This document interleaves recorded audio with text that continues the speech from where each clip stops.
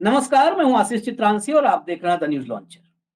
हरियाणा में मतदान के दिन मोदी जी पैसा बांटेंगे, ये खबर तो आपने देख ली है। लेकिन उससे पहले प्रत्याशी दिहाड़ी पर प्रचार करने वाले कार्यकर्ता ढूंढ रहे हैं। ये खबर भाजपा की जमीनी हकीकत बता रही है। भाजपा के प्रत्याशी महिलाओं को दिहाड़ी पर बुलाते हैं, दिहाड़ी पर रेट तय करते हैं कि 500 रुपए पूरे दिन का मिलेगा। सुबह 8 बजे से शाम में 5-6 बजे तक आपको चुनाव प्रचार करना है। महिलाएं चुनाव प्रचार करती हैं और जब पैसे मांगने पहुंचती हैं तो उनको 100-100 रुपए थमा दिया जाता है। दिहाड़ी पर प्रचार के लिए महिलाओं को, पुरुषों को जुटाना, ऐसे कई मामले हमने देखे हैं। लेकिन पैसा मार जाना चुनाव के दरमियान ही, ये पहली बार शायद देख रहा हूं। लग रहा है कि चुनावी नतीजे भाजपाइयों को पता चल चुके हैं, इसलिए पैसे ही मार लो, कुछ बचा लो। 150 पे अब उतर आए हैं। यह हरियाणा के चुनाव का मिजाज बताने वाला मामला है। और मामला जब चुनाव के मिजाज का है तो धर्मेंद्र कंवारी को सबसे पहले कंट्रोल रूम से कहूंगा जोड़ लीजिए। Gurukul of politics. अब इस गुरुकुल में हम समझेंगे कि ये हरियाणा में पहले भी ऐसा होता था, पहली बार हो रहा है, या ये जी। ये चुनावी मिजाज जो है इसको भाप करके पैसा मार रहे हैं। मैं धर्मेंद्र भाई आपको वीडियो भी दिखा दूं ताकि दर्शक ये न कहें कि नहीं हवाई खबरें ये लोग करते हैं, धर्मेंद्र कंवारी और आशीष चित्रांशी। ऐसा नहीं। वीडियो जरा कंट्रोल रूम वीडियो दिखा दीजिए, सुनाइए। किसी पार्टी से हो? बीजेपी पार्टी से है। अभी कहाँ हो आप? अभी आप कहाँ हो? शाम के ऑफिस में। सुबह कितने बजे आए हो आप सर? 9 बजे 9 बजे 8 बजे। और अभी आपको पैसों में बुला रखा है और अभी कोई पैसा नहीं दिया। ठीक है जी। ये घनश्याम की कोठी की बात हुई, घनश्याम की ऑफिस, घनश्याम की कोठी। अब आपको बता दें है कौन घनश्याम। ये घनश्याम है भिवानी से भाजपा के प्रत्याशी घनश्याम सर्राफ, 3 बार के विधायक। सामने ऐसा प्रत्याशी है कि जो अगर 1 रुपए में वोट मिलना हो तो 1 रुपया नहीं देगा, और ये 500-500 रुपए में बुकिंग करवा रहे हैं। बड़ी बात है, उसने गौर से आप लोगों ने सुना होगा, महिलाएं कह रही हैं, कोई कह रही है कि 8:30 आए थे, कोई 8, कोई 9, मतलब 9 बजे तक सब आ गई थी। शाम में 5 बजे 6 बजे तक चुनाव प्रचार की। 500 रुपया तय था, 100 रुपया पकड़ाया गया। वो कह रही है पैसा, वो भी 100 रुपए भी जब दे रहे थे तो शायद इन्होंने विरोध किया तो वो भी नहीं दिया, कहा जाओ लेना है 100 लो, नहीं तो जाओ। धर्मेंद्र भाई, ये पहले भिवानी में क्या चल रहा है जरा भिवानी पहले, क्योंकि हम एक एक करके चले, भिवानी से फिर हरियाणा पे आएंगे। और क्या हर जगह यही चल रहा है क्या? ये एक सैंपल मिला है हमें। देखिए, ये तो कड़वी सच्चाई है आशीष जी कि इस बार पैसे में कार्यकर्ता घर भेजे जा रहे हैं और ये न केवल बीजेपी बल्कि दूसरी पार्टियां भी कर रही हैं। लेकिन वो ईमानदारी से पैसा दे रही हैं और ये ईमानदारी से पैसा नहीं दे रही, ये थोड़ी चिंता की बात है। हरियाणा के इतिहास में ये सबसे महंगे चुनाव के तौर पे दर्ज किया जाएगा। और आप ये देखिए कि बीजेपी न केवल अपने कैंडिडेट को चुनाव लड़वा रही है, बल्कि 30-35 सीट पे वो अदर्स को भी चुनाव लड़वा रही है। जो दूसरे कैंडिडेट हैं, वो जो एंटी इनकम्बेंसी का जो वोट काटने में जितने भी सक्षम लोग हैं, उन सबके चुनाव भी कह रहे हैं कि बीजेपी मैनेज कर रही है, पैसा वहीं से आ रहा है। गंगाधर ही शक्तिमान है। तो लेकिन घनश्याम जी, मैं हैरान हूँ, घनश्याम जी तो हिसाब-किताब के पक्के आदमी हैं, मैं तो बहुत साल भिवानी में रहा हूँ। उनका तो सीधा हिसाब है, जहाँ पैसे की बात हो, वहाँ पे कोई कंजूसी वो नहीं करते हैं और चुनावी महीनों में वो भरपूर पैसा खर्च करते हैं, ताकि फिर 5 साल अगले वो पैसा इकट्ठा कर लें। तो ये हैरानी की बात है, पता नहीं मिसमैनेजमेंट हुआ होगा। घनश्याम जी पैसे-वैसे तो अगर 500 में बात खुली थी, तो 600 रुपए देने वाले व्यक्ति हैं। तो ये थोड़ा-सा मतलब, लेकिन हो सकता है हार देख के उन्होंने अपना जो हाथ है, वो पीछे खींच लिया हो। क्योंकि कॉमरेड ओम प्रकाश के पास तो पैसे हैं नहीं कि वो, आप ये देखिए, एक तरफ पैसे दे के कार्यकर्ता बुला रहे हैं घरों में पर्चे बाँटने के लिए, सिंबल बाँटने के लिए। एक तरफ कॉमरेड ओम प्रकाश है जो अपनी साइकिल पे, स्कूटी पे ही पर्चे बाँट रहे हैं अपने। तो ये हाथी और चींटी वाली लड़ाई उधर है और घनश्याम जी का मेरे ख्याल से पैसा इतना ज्यादा लग चुका है कि अब उनको पार्टी से या तो फंड की दरकार है। देखिए बीजेपी भी अगर मान लो किसी पार्टी प्रत्याशी की मदद करेगी तो ऐसे की करेगी ना जिसके पास धन की कमी हो। अब घनश्याम जी के पास धन की तो कोई कमी नहीं है, तो हो सकता है बीजेपी ने उनको फंड ही ना दिया हो। दूसरा, भिवानी में कोई अदर्स का कोई बहुत बड़ा फैक्टर नहीं है जिसके सहारे बीजेपी चुनाव में अपनी पकड़ बना सके। तो कुल मिला के ये आपके इस वीडियो से ये तय हो गया है कि वहां पे कॉमरेड ओम प्रकाश ने हालत खस्ता कर दी है उनकी, और उनका पैसा चूक गया है, उग गया है। लेकिन ये सच्चाई कि हरियाणा में बहुत पैसा बहाया जा रहा है, पानी की तरह पैसा बहाया जा रहा है। अभी मैं सुबह जब गाड़ी सर्विस के लिए देके गया, एक ऑटो खड़ा था उधर, वो किसी एक पार्टी का प्रचार कर रहा था। तो मैंने उनसे पूछा कि आपको कितना मिल रहा है दिन में? तो उन्होंने कहा कि मुझे दिन में 2500 रुपए मिल रहे हैं, वो तेल अलग से। तो एक ऑटो वाले को भी अगर ये 2500 रुपए दिन में सिर्फ लाउड स्पीकर लगाने के दे रहे हैं और तेल अलग दे रहे हैं, तो इसका मतलब पैसा तो काफी लग रहा है। फिर कुछ लेडीज आई थी घर पे, ये जैसी वीडियो में दिखाया इसी तरीके की, सिंबल बांटने के लिए कि जी आप फलाने पार्टी के। मैंने पूछा था उनसे कि आंटी कितने रुपए मिलते हैं दिन के? तो एक ने कहा कि मैं तो वर्कर हूँ, लेकिन दूसरे ने कहा ये झूठ क्यों बोल रहे हैं, 1000 रुपये मिले हैं। 1000 रुपये मिलते हैं। तो भिवानी में दिहाड़ी सस्ती है, इसका मतलब ना 500 में बात हुई, 100 दिए। लेकिन रोहतक में ठीक है प्रोग्राम, 1000 रुपये मिल रहे हैं एक दिन के। लेकिन ये कॉमरेड ओम प्रकाश जैसे लोगों के राह रोकती हैं ऐसी चीजें ना। जब चुनाव में एक कह रहे हैं कि मिनिमम 5 करोड़ रुपए एक प्रत्याशी पे खर्चा आ रहा है चुनाव, मिनिमम 5 करोड़। तो आप, मैं या कोई समाज का कोई व्यक्ति को चुनाव लड़ना चाहे तो वो तो लड़ ही नहीं सकता इस हिसाब से। 5 करोड़ रुपए कहाँ से खर्च करेंगे? और लोगों की आदत ऐसी खराब हो गई कि हम बिना पैसे का प्रभाव देखे हम वोट ही नहीं डालने जाते आमतौर पे। भिवानी इसका एक्सेप्शनल हो सकता है, और वो भी, उसका भी लिटमस टेस्ट हो जाएगा अभी 8 तारीख को, पता लग जाएगा कि भिवानी के लोगों ने भी क्या अच्छे आदमी को चुना या धनाढ़ आदमी को चुना, ये भी फैसला होना है। अब जैसे सिरसा है, सिरसा में मान लो कांडा जीत जाता है, तो दिल्ली के साथी जो मुझसे, जब मैं दिल्ली जाता हूँ तो पूछते हैं यार तुम्हारा हरियाणा में कांडा कैसे जीत जाता है? मतलब वहां हमारी ये इमेज है। और मान लो कांडा सिरसा से जीतता है तो ये एक बड़ी बात होगी कि लोगों ने पैसे में वोट बिका है वहां पे। इस तथ्य से नकारा नहीं जा सकता। और चुनाव आयोग की क्या भूमिका है? पिछले लोकसभा चुनाव में तो पैसे बहुत जब्त किए उन्होंने हरियाणा से, इस बार कुछ नहीं जब्त किया। इस बार सिर्फ एक बीजेपी के कैंडिडेट के ड्राइवर से 50 लाख रुपए मिले थे, वो भी शायद केस रफा दफा हो गया टाइम पे। वो बता दिया कि नोएडा में कोई प्लॉट की, कोई फ्लैट की रजिस्ट्री करवानी थी, उसका पैसा था। हाँ, वो अगर बीजेपी कांग्रेस के कैंडिडेट से मिले होते तो उसकी रजिस्ट्री क्या, उसके तो खुद की रजिस्ट्री कर चुके होते ये लोग। हाँ, तो वो तो कैंडिडेट बेचारा बीजेपी का ड्राइवर था, नहीं तो वो अगर किसी और का होता, कांग्रेस वाले का होता, तो आप सोचिए उसके साथ क्या हाल होता उसका अभी तक। तो इस बार पैसा भी नहीं आ रहा इतना, लेकिन बाजार में दिख रहा है। एज ए जर्नलिस्ट 8वां चुनाव में देख रहा हूँ, मैं देख रहा हूँ कि पानी की तरह पैसा बहा रहे हैं लोग। कहाँ से आ रहा है इतना पैसा? ये निर्दलीय कैंडिडेट जिसका 10,000 रुपए का ब्योंत नहीं था खर्चने के लिए, वो उसकी 1,000 गाड़ियां का तेल वो दे रहा है आज। कहाँ से आया वो पैसा? निश्चित तौर पे कोई ऐसी शक्तिमान है जो गंगाधर बन के अपने चमत्कार दिखा रहा है, जो पैसे दे रहा है, जो समाज में बांट रहा है। और हरियाणा की कम्युनिटी को ये सोचना पड़ेगा कि अगर आप लोग बुरे आदमियों को पैसे के प्रभाव में आके वोट देते हैं, तो आने वाले समय में आपका समाज से, आपके घर से, आपके परिवार से, आपकी सोसाइटी से कोई आदमी चुनाव लड़ने की हिम्मत नहीं कर सकता। कहाँ से लाएंगे? आशीष जी, 5 करोड़ रुपया अगर आज खर्च आ रहा है तो 2029 में तो फिर 10 करोड़ रुपए चाहिए। फिर तो ये धनवान लोग ही चुनाव लड़ेंगे। फिर कॉमरेड ओम प्रकाश का कहाँ नंबर है, ये बताइए। तो मुद्दों की बात होनी चाहिए। आप बीजेपी को वोट दें, कोई दिक्कत नहीं है, आप कांग्रेस को वोट दें, दिक्कत नहीं है, किसी और को दें तो भी दिक्कत नहीं है। लेकिन साफ तौर पे 30 सीटें ऐसी हैं जहां पे बीजेपी न केवल अपने कैंडिडेट का चुनाव लड़ रही है, बल्कि दूसरों का चुनाव भी लड़ रही है। ये बड़ा महत्वपूर्ण, ये जो आपने बताया ये बहुत महत्वपूर्ण है। और आप भी फील्ड में, मैं भी फील्ड से ही लौटा, हम लोग की मुलाकात भी हुई थी। मैं रेवाड़ी में था। रेवाड़ी में मुझे पता चला, अब प्रत्याशी का नाम लेना नहीं ठीक है, लेकिन उस लोग समझ जाएंगे। वो कोई झाड़ू लगा, कोई झाड़ू लगा रहा है, कोई कुछ कर रहा है। ये मतलब पूरे दमदाई से चुनाव लड़ रहे हैं और खूब पैसा फूंक रहे हैं। खूब पैसा, जब आप पैसा बहा रहे हैं।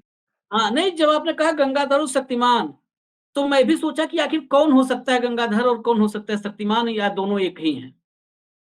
तो भाई थोड़ा-सा गुस्ताखी करने की आदत है। तो मुझे आपसे, आप जब बोल रहे थे उसी समय मैंने सोचा, तो मुझे तुरंत एक ही इमेज आई चेहरे के सामने, वो अमित शाह की आई, कि कहीं यही तो गंगाधर और शक्तिमान नहीं है। देखिए इस क्योंकि चुनाव में इन्होंने, हरियाणा नहीं, इन्होंने धर्मेंद्र भाई, मैं इसलिए कह रहा हूँ, ये दर्शक समझें, हरियाणा के मतदाता समझें। इन्होंने ग्वालियर चंबल संभाग में, गूगल पर आज भी जाएँगे खबर मिल जाएगी।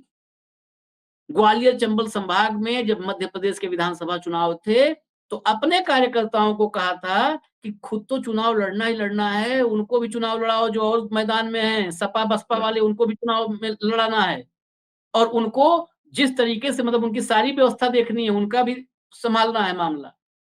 तो शक्तिमान और गंगाधर, इनको पहचान लीजिए।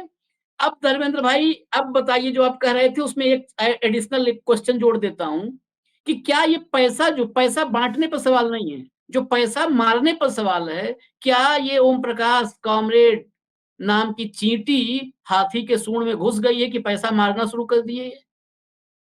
ये एक्सेप्शनल केस है, उम्मीद करते हैं ऐसा होना चाहिए, लेकिन आप प्रधानमंत्री नरेंद्र मोदी जी के हरियाणा के बयानों को अगर आप सुनेंगे, तो वो हुँ, कह रहे हैं कि मध्य प्रदेश और राजस्थान की तरह बुलबुला फूट जाएगा हरियाणा में।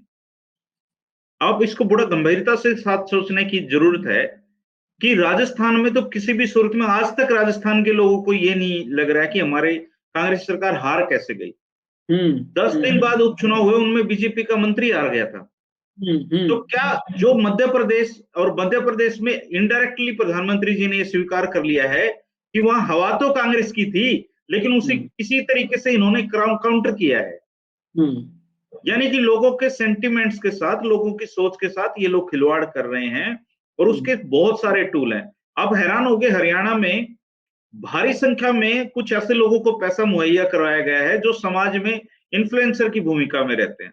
हुँ, अब उन्होंने 2 दिन से ये कहना शुरू किया है कि हवा बदल गई हरियाणा में, हवा बदल गई हरियाणा में, हवा बदल गई है। हुँ, अखबारों का उपयोग कर रहे हैं वो इस चीज के लिए। हुँ, तो जो कांग्रेस की हवा बनी हुई थी, उस हवा को बिगाड़ने के लिए ये लोग बहुत कोशिशें कर रहे हैं। लेकिन अल्टीमेटली पब्लिक का जो सेंटिमेंट है, हुँ, वो आज भी इन लोगों के खिलाफ है, और ये कितनी हवा बिगाड़ बना ले, हुँ, इनकी अब की बार दाल नहीं गलने वाली है। ये इनकी सारी जो ट्रिक्स हैं, इनकी जो ट्रिक्स हैं, क्या किसान आंदोलन में काम आई? हुँ, दुनिया की सबसे बड़ी पार्टी को और भारत के दुनिया के सबसे यशस्वी प्रधानमंत्री को कानून वापिस लेने पड़े ना। हुँ, पंजाब में ये नहीं आ पाए, हुँ, हिमाचल में ये नहीं आ पाए। हुँ, हरियाणा बदलाव की शुरुआत करने वाला है, और इनके जो पैसे हैं, लोग हमारे चौटाला साहब पश्चिमी उत्तर प्रदेश में जाके चुनाव लड़ा था एक बार, हुँ, और खूब धन भी खर्चा उन्होंने। हुँ, उन्होंने धन भी खर्चवा लिया, चौधरी साहब की इज्जत मान भी दी, लेकिन वोट नहीं दिया। हुँ। तो लोग इस बार इनके साथ ऐसे ही करेंगे, इनका धन भी खर्चवा लेंगे और इनको वोट नहीं देंगे। नहीं, ख़ैर, ये जो है, आपने बुलबुले की बात कही, तो बुलबुला जो फूटा, तो मध्य प्रदेश में तो इन्होंने जो सीएम कैंडिडेट था, फेस था, उसी को खरीद लिया था। जब हाँ, ये उन्होंने ही किसी कांग्रेस का सौदा कर लिया। ये हरियाणा किसी को में, भी खरीद सकते हैं। देखिए, हाँ, हरियाणा में ये काम हो नहीं पाया, ये कर नहीं पाए हैं, इसलिए हरियाणा में लोग तैयार हैं। ख़ैर, आखिरी सवाल, ये जो सैंपल है, जो पैसा लेकर के, पैसा दे करके चुनाव प्रचार करवाना, क्या ये इशारा कर रहा है बीजेपी हरियाणा में अपनी हार कबूल कर चुकी है, स्वीकार कर चुकी है? क्योंकि देखिए, जिसका माहौल होता है ना, भले हो सकता है कि कांग्रेस वाले भी कुछ बुला रहे हों, हायर कर रहे हों, लेकिन जिसका माहौल होता है, उसके साथ स्वतः स्फूर्त लोग लगते हैं, नज़र आते हैं। वो उत्साह नज़र आता है। लोग जीते हुए के साथ जनसमूह चलता है, भीड़ चलती है। किराए पर ढूँढने वालों को पता होता है कि उसके पास तंबू, शामियाना, टेंट, बैंड बाजा, कुर्सी सब किराए की है। अभी जब तक पैसा देंगे, तब तक मेला लगा रहेगा। जैसे ही पैसा खत्म, मेला खत्म। सब चले जाएँगे, फिर मातम हो जाएगा, शोक हो जाएगा, सन्नाटा हो ये थोड़ा-सा आशीष जी इसलिए थोड़ा हैरानी भर मतलब लग रहा है मामला, कि जाएगा। बीजेपी को इनकी ज़रूरत क्यों पड़ी? बीजेपी तो दुनिया की सबसे बड़ी कार्यकर्ताओं वाली पार्टी है। हाँ। भिवानी में आरएसएस के ही मतलब 5-6 हज़ार लोग तो आरएसएस की पहली वर्षीय या द्वितीय वर्षीय हैं। रोहतक के बाद सबसे ज्यादा आरएसएस के वर्कर भिवानी में पाए जाते हैं। तो वहां तो अगर मान लो 5,000 लोग ही हैं, आप उनको ही कार्यकर्ताओं का काम ले लो तो वो भी काफी संख्या बन जाती है उनकी। तो वहां अगर ये दिहाड़ी पे लाने पड़ रहे हैं, इसका मतलब ये है कि इनका जो आरएसएस का कोर कार्यकर्ता है वो भी इनका साथ नहीं दे रहा है इस बार। ये भिवानी में थोड़ा सा मतलब चौंकाने वाली बात है। और ऐसे फीडबैक मिल रहे हैं कि जो लगातार भिवानी का जो बुरा हाल हो रहा है 15 साल से, अब लोग इनको चाह रहे हैं कि चलो सारी बातें एक तरफ, कम से कम अपना विधायक एक अच्छा चुन लेते हैं ताकि वो डेवलप कर सके, जो भिवानी को थोड़ा आगे लेके जा सके। तब कामरेड साहब के चांसेस ज्यादा बन जाते हैं ऐसी स्थिति में। और ऐसे फीडबैक वहां से लोग मिल रहे हैं कि लोग घनश्याम जी को हाथ जोड़ रहे हैं, लेकिन कह रहे हैं कि वोट आपको ही देंगे और वो वोट किसी और को देने वाले हैं। वो इनको नाराज भी नहीं करना चाहते। बहुत सरप्राइजिंग रिजल्ट अगर भिवानी का आ जाए तो मैं कुछ हैरान होने वाली बात नहीं है इसमें। घनश्याम जी के साथ ऐसी दिक्कतें हैं, और केवल घनश्याम जी के साथ नहीं, इनके बहुत सारे कैंडिडेट के सामने ऐसी दिक्कतें हैं कि पैसे देके इनको चुनाव प्रचार करवाना पड़ रहा है। खैर आपने कहा, मैं इस मामले में मैंने भी भिवानी में गया भी था, बातचीत भी की, और जो मैंने कहा कि चींटी सूंड में घुस गई है लग रहा है, ये उसी वजह से हो रहा है क्योंकि मेरी अभी की रिपोर्ट आपका इंतजार कर रहा था तो मैंने 1-2 फोन किए, तो पता चला कि कामरेड ने नाक में दम कर दिया है। कामरेड अब घनश्याम सर्राफ से ऊपर हो गए हैं, मतलब अब एज ले लिया है, चुनाव में वो बढ़त पर है। जबकि जो बताए जो लोग हमें, उन्होंने ये भी कहा था कि शुरुआत में, चुनाव की शुरुआत में कोई मुकाबला नहीं दिख रहा था, कमजोर थे। हाँ, लेकिन जैसे जैसे मतदान की तारीख करीब आ रही है, घनश्याम सर्राफ नीचे हो गए हैं और कॉमरेड ओम प्रकाश ऊपर हो गए हैं बिना पैसे के। और वो स्कूटी, और आपने कहा स्कूटी वाली कहानी भी कुछ लोगों ने बता दी मुझे अभी। मुझे लग रहा है कामरेड साहब के अपने घर से तो इस पूरे चुनाव प्रचार में अभी तक 10-5 हजार रुपए लगे होंगे, इसके अलावा कुछ नहीं। उनका कोई खर्चा नहीं आया है। वो सुबह जेब में 100 रुपए लेके निकलते हैं, 100 रुपए लेके वापिस आ जाते हैं घर पे। ऐसा चुनाव, ये इससे सस्ता चुनाव नहीं हो सकता। अगर ये बातें हो रही हैं और नतीजे कामरेड ओम प्रकाश के फेवर में आते हैं, तो एक स्टोरी आधे घंटे की हम करेंगे इस देश की डेमोक्रेसी और चुनावी जो प्रक्रिया है उस पर जरूर करेंगे 8 तारीख के बाद, अगर पॉजिटिव आता है तो। अगर हाँ, क्योंकि ये अगर ऐसा एक आदर्श पेश हो जाता है कि 100 रुपया में सुबह लेके जाओ, शाम में लौट आओ, चाय भी दूसरे का पी लो और वो दे दे, तो इस देश के लिए बहुत शुभ संकेत होंगे।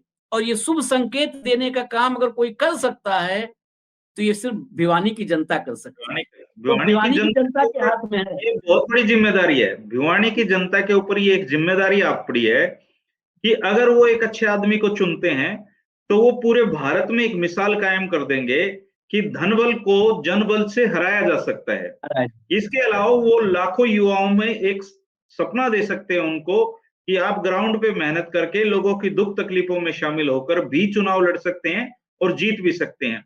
ये दायित्व भिवानी की जनता के ऊपर है। कामरेड की जिंदगी पे कतई असर नहीं पड़ेगा। अगर 8 तारीख को कामरेड ओम प्रकाश चुनाव हार जाते हैं तो वो 8 की शाम को ही किसी न किसी जगह पे लोगों के बीच में बैठे हुए मिलेंगे। लेकिन अगर घनश्याम सर्राफ चुनाव हार जाएंगे तो उनको 2 हफ्ते घर से बाहर निकलने में लगेंगे। ये फर्क है दोनों में। कामरेड का कुछ दाव पे नहीं लगा हुआ, क्योंकि चुनाव में जब इंसान आप किसी को इकोनॉमिकल इतना तोड़ देते हो, अब घनश्याम जी ने 5 साल में जो कमीशन से थोड़ा करके कमा रखा है वो पैसा तो ईब लगवा देंगे ही, और हार गए तो फिर दोबारा आने की जिम्मेदारी किसकी है।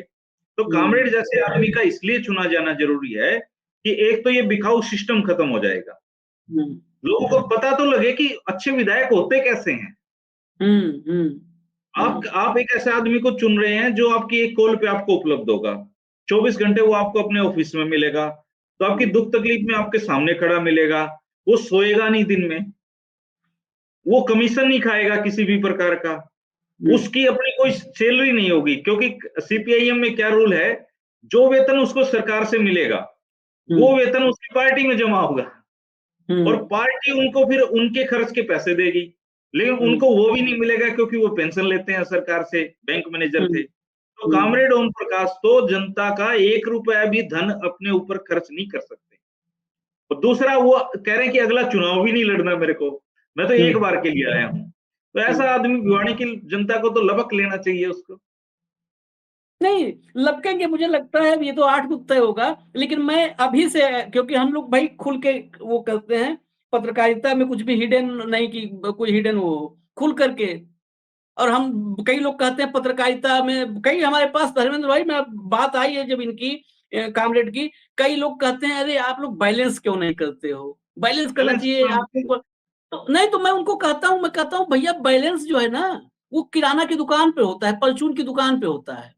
एक तरफ बाट रखा जाता है और एक तरफ सौदा रखा जाता है और फिर बैलेंस किया जाता है। तो हम बैलेंस व्यापारी तो नहीं है ना। धूर्त लोगों का काम होता है जी। बैलेंस हम्म, धूर्तता का काम है। हाँ, या तो आप इस पा रहे हैं या उस पा रहे हैं, बैलेंस का है किस बात का? नहीं, बैलेंस और कोई जगह। बैलेंस व्यापारी करता है, दुकान पर बैलेंस होता है कि भाई जितना का पैसा दिया उतने का सौदा मिला कि नहीं मिला तो तौल लो। तोल। हम हम हमारा क्या बेच काम? नहीं रहे हैं कुछ, हम बेच और नहीं हम रहे तो हैं। सीधे सीधे कह रहे हैं, हम तो सीधे सीधे कह रहे हैं कि हम हरियाणा की डेमोक्रेसी में, हरियाणा की हम्म, राजनीति में एक बदलाव देखना चाहते हैं। कामरेड ओम प्रकाश जैसे एक नहीं, हम 90 लोग चुनना चाहते हैं। 90 आप चाहते हैं। देखिए, लेकिन जब अच्छे लोगों को आप वोट ही नहीं देंगे तो हम पार्टियों से कैसे कहेंगे कि आप अच्छे लोगों को टिकट दे दो? हम्म, हम तो कह रहे हैं एक कामरेड ओम प्रकाश नहीं, हमें 90 कामरेड ओम प्रकाश चाहिए हरियाणा में। तब बात बनेगी सर, नहीं तो लोग आते हैं 5 साल अपना घर भरते हैं और चले जाते हैं, लोगों के हाथ में कुछ भी नहीं आता। तो ये जिम्मेदारी भिवानी की जनता पे है। नहीं तो बिल्कुल आखिर में मैं यही कहूंगा कि 8 तारीख के बाद, मैंने कहा आधे घंटे का प्रोग्राम, उसमें मैं धर्मेंद्र भाई से भी वक्त लूंगा। और मैं स्पेशली वो प्रोग्राम, अगर नतीजे ऐसे हुए कि वो प्रोग्राम हम बना पाए या हमको अगर भिवानी के लोगों ने मौका दिया, तो वो प्रोग्राम के जो थंबनेल होता है, मैं आज बहुत दूर की बात पहले ही बोल देता हूँ कई बार, वो उसमें थंबनेल में सिर्फ इतना लिखूंगा, सैल्यूट टू भिवानी। भिवानी की भिवानी। जनता को सैल्यूट करने के लिए वो प्रोग्राम होगा, वो कामरेड को सैल्यूट करने के लिए नहीं होगा, वो भिवानी की जनता को सैल्यूट करने के लिए, उनको प्रणाम करने के लिए और उनका आदर्श पूरे देश तक पहुंचाने के लिए, भिवानी की जनता के आदर्श को, मिजाज को, जो उन्होंने सेट कर दिया माइलस्टोन, वो पहुंचाने के लिए आधे घंटे का प्रोग्राम होगा और सिर्फ भिवानी की जनता को सैल्यूट करने के लिए, प्रणाम करने के लिए होगा। कंट्रोल रूम, तक्षक साहब को जोड़िए। भिवानी का मामला है, पहले जरा भिवानी के प्रत्याशी का एक एक करके हम स्टेप बाय स्टेप खोलेंगे। जरा भिवानी के प्रत्याशी की कुंडली पहले बताइए, तब इस वीडियो की चर्चा और करें। प्रकाश जी, मैं हाँ, आपको ये बताना चाह रहा हूँ कि हाँ, कांग्रेस ने हाँ, जब एक सीट हम्म, सीपीआई-एम के लिए छोड़ी और हम्म, retired senior bank manager Om Prakash को जब टिकट, कॉमरेड ओम प्रकाश को टिकट दी, तो लोगों ने सोचा ये सीट तो कांग्रेस ने खो दी। हम्म, लेकिन उनके कॉमरेड की जो इमेज है लोगों में, वो इस ढंग की है कि रात को 2 बजे भी उन्हें कोई फ़ोन करे मदद के लिए तो अपने स्कूटर से चल पड़ते हो। हम्म, और आज इस बार की स्थिति में शुरू में वो कमज़ोर दिख रहे थे, लेकिन अब उनकी स्थिति लगातार मजबूत हो गई है, क्योंकि वहाँ से ठाकुर वीर सिंह जो भिवानी से मंत्री होते थे, उनके बेटे हम्म, बीजेपी टिकट के पोते उनके बीजेपी टिकट के कागज़ात थे, उनको टिकट नहीं मिली, वो आज़ाद उम्मीदवार के तौर पर मैदान में उतर गए। राजपूत हम्म, समुदाय का वोट आम तौर पर बीजेपी के खाते में जाता है। दूसरा वहाँ से जो विधायक रहे हैं वासुदेव शर्मा, उनकी पुत्रवधू बसपा के टिकट पर मैदान में उतर गई है। तो लोगों का हम्म, ये मानना है कि घनश्याम सराफ का लगातार 3 बार जीतना, कांग्रेस के पक्ष में हवा होना, कॉमरेड की मदद के लिए 2 बागियों का भाजपा के खिलाफ खड़ा हो जाना और जो जाट समुदाय का वोट है, उसका एकमुश्त कांग्रेस की तरफ जाना, मतलब घनश्याम सराफ को इस बार थोड़ी दिक्कत आ रही है। और आपने अभी जो वीडियो दिखाया है, वो देखिए कि आम तौर पर आजकल जो रैलियाँ होती हैं, उसमें जिस पार्टी की स्थिति कमज़ोर हो और नेतृत्व अगर कहे कि भई लोगों को लेके आना है, तो उम्मीदवार की मजबूरी है कि कहीं से भी कोई भी जुगाड़ करके रैली में ले जाते हैं और रैली के बाद वो भूल भी जाते हैं। आप अगर हम्म, रैली में तो पीछे बैठे लोगों से माइक से आप बातचीत करेंगे कि आप किसकी रैली में आए हैं, तो बहुत सारे लोग तो ये भी कहेंगे हमें मालूम नहीं किसकी रैली, हमें तो लाया गया है। किसको हम्म, वोट दोगे, ये किस पार्टी की रैली है उनको नहीं मालूम होता। उनको 2 ही बातें हैं कि हमको एक तो खाना मिलेगा वहाँ, एक हमको 500-700 रुपए की दिहाड़ी मिल जाएगी। लेकिन होता ये है कि रैली के बाद वो कहते हैं कौन किसका है, आया गया बात हो जाती है और ये तो इकट्ठे होके पहुँच गए। बहुत सारे लोग तो निराश होके घर भी बैठ जाते हैं। लेकिन आजकल ये एक ट्रेंड हो गया है कि रैलियों में अगर भीड़ जुटने की संभावना ना हो तो क्या है कि लोगों को ले जाया जाता है और उनको इस बात से कोई मकसद नहीं होता कि किस पार्टी की रैली में जा रहे हैं, किसको वोट देना है। वहाँ सिर्फ एक ही मकसद होता है कि आज की दिहाड़ी रैली में जाने से पूरी हो जाए। लेकिन ये दिहाड़ी दिहाड़ी के मजदूरों के भरोसे चुनाव क्या जीता जा सकता है? आप भीड़ इकट्ठा कर सकते हो, प्रचार करवा सकते हो और दिहाड़ी के मजदूर लाने की नौबत अगर है, तो ये चुनावी राजनीति में इसका इंडिकेशन क्या होता है? मुझे निजी तौर पर लगता है कि अगर दिहाड़ी का पर हमको प्रचार के लिए बुलाना पड़े लोगों को, तो हम चुनाव में है ही नहीं है मैदान में, फिर हम फाइट से बाहर हैं। घनश्याम सर्राफ 3 बार के विधायक हैं, भले उनको लगता है, लेकिन अगर वो दिहाड़ी पे मजदूर बुला रहे हैं, तो मुझे लगता है वो कमजोर पड़ चुके हैं। जी सर। मैं चित्रांशु जी, आप अभी दक्षिण हरियाणा में आप जाते आए हैं, मेरी लगातार बात होती रहती है क्योंकि मेरी ससुराल वहीं है, मेरे मामा वहीं है, मेरे बेटे की ससुराल वहीं है, वहीं पढ़ा हूँ मैं। अभी मैंने एक जर्नलिस्ट से बात की कि भारतीय जनता पार्टी ने पिछले चुनाव में दक्षिण हरियाणा, जिसमें गुड़गांव, रेवाड़ी, मेहनगर आते हैं, 11 सीटें हैं। पिछली बार 8 सीट भाजपा ने जीती थी और 2 सीटें कांग्रेस को, एक आजाद उम्मीदवार जीता था। इस बार क्या रहेगा? तो उसका आकलन ये था कि भारतीय जनता पार्टी सिर्फ पटौदी विधानसभा सीट जीतने की स्थिति में अभी जो सबसे आगे नजर आती है, विमला चौधरी। 2 सीटें उन्होंने बताई राव इंद्रजीत सिंह की बेटी अटेली से और बादशाहपुर से राव नरबीर सिंह फाइट में हैं, क्योंकि राव नरबीर सिंह 3 बार कैबिनेट मिनिस्टर रहे और तीसरी पीढ़ी के मंत्री हैं। उनके दादा भी मंत्री होते थे, पिताजी मंत्री होते थे और उन्होंने भाजपा को धमका के वोट सीट हासिल करनी की है। पिछली बार उनकी टिकट कट गई। तो मैं समझता हूँ कि राव इंद्रजीत सिंह बड़ा घराना है, उनके पिताजी मुख्यमंत्री होते थे, वो 3 बार से केंद्र मंत्री हैं, उनकी बेटी पहली बार चुनाव लड़ रही है। तो राव नरबीर सिंह पटेल तो फाइट में है। बाकी उन्होंने कहा किसी सीट पर भी भारतीय जनता पार्टी के जीतने की संभावनाएं नहीं है। तो मैं आपको दक्षिण हरियाणा का उदाहरण इसलिए चित्रांशी दे रहा हूँ कि अगर दक्षिण हरियाणा में भाजपा की ये स्थिति है, तो आप पूरे हरियाणा में देख लीजिए भाजपा की क्या स्थिति है। जी, कुल मिला-जुला करके ये हरियाणा की स्थिति, ये वीडियो हमारा दिखाना मकसद था, इसीलिए हमने जो है तक्षक साहब को जोड़ा और भिवानी से भिवानी की रिपोर्ट पर भिवानी में लंबा समय गुजार चुके धर्मेंद्र कंवारी जी, दोनों का जो दोनों से बातचीत का हिस्सा था वो पूरा इस वीडियो में है और जो भिवानी सीट है, इस भिवानी सीट पर नज़र जो तक्षक साहब ने कहा, कामरेड की वजह से इस पर नज़र सबकी है। क्योंकि कामरेड की कई कहानियां हरियाणा के इस चुनाव में चर्चाओं में है। कामरेड की ईमानदारी, कामरेड का अभी अभी आपने सुन लिया। आज हमसे आपने 2-3 बार सुना था, आज यही बात आपने तक्षक साहब से भी सुन लिया कि रात के 2 बजे भी स्कूटी लेके चल देते हैं। पहले तो साइकिल पर थे, वो तो बिटिया की शादी हुई, तो बिटिया की स्कूटी इनको मिल गई, घर पे रह गई स्कूटी। तब ये साइकिल से इनका प्रमोशन स्कूटी पर हुआ है, नहीं तो पहले साइकिल पे थे। और अपने पिताजी का अच्छा खासा कारोबार, वो जो है बहुत बड़ा कारोबार था, भट्ठे से लेकर के और माइनिंग तक का सब चौपट कर दिया अपने पिताजी के ही खिलाफ धरना प्रदर्शन करके। और सोचिए जहां पर ऐसा प्रत्याशी है, सामने वाला प्रत्याशी किराए पर कार्यकर्ता ढूंढ रहा है, भाड़े पर कार्यकर्ता ढूंढ रहा है। तो ये हरियाणा के मिजाज का एक सैंपल है। और हम हमेशा कहते हैं गांव में गृहिणियां जब चावल पकाती हैं, अब तो कुकर का दौर है, भगोने में पकता था तो एक ही दाना चावल का निकाल करके देखा जाता था कि चावल पका है या नहीं पका है, पूरा भगोना नहीं पलटता, पलटा जाता है। तो वैसे ही ये जो सर्राफ साहब कर रहे हैं, ये हरियाणा में भाजपा की स्थिति का आकलन करने के लिए एक चावल का दाना है। इसीलिए आज हम ये तस्वीर लेकर के आए थे। हमें इजाजत दीजिए, तक्षक साहब ने अपना वक्त दिया, बहुत-बहुत धन्यवाद सर आपको। देखते रहिए शुक्रिया आप सर, लोग न्यूज़ शुक्रिया। लॉन्चर। नमस्कार, नमस्कार। नमस्कार।